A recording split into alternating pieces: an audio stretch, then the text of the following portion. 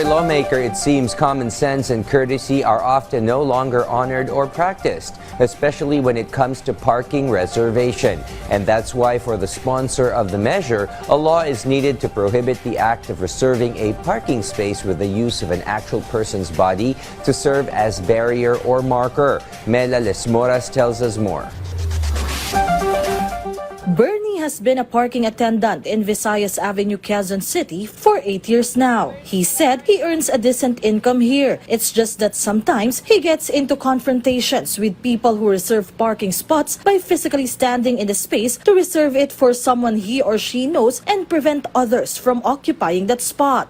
Just like a recent incident that went viral on social media where a woman stood in and reserved a parking slot which drew the ire of motorists who wished to park there and eventually led to a shoving match.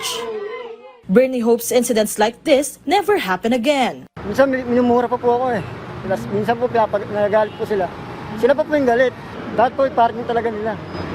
Mga sasakyan. Opo. At the House of Representatives, Akbayan Party List Representative Percy Sendanya filed House Bill number 11076 or the proposed Mindful Parking Act, prohibiting any person from physically occupying a parking space to reserve it for one he knows and obstruct others from parking there. If enacted into law, violators will be fined between 2,000 to 10,000 pesos along with the revocation of their driver's license. We decided mukhang kailangan talaga na isang national legislation ay pinagbabawal prohibiting itong physical reservation ng mga parking spaces. Because apparently, yung madalas inaakala natin na common sense or common courtesy, mukhang hindi na masyadong common ngayon. For its part, the Metro Manila Council is also planning to pass a resolution on this matter.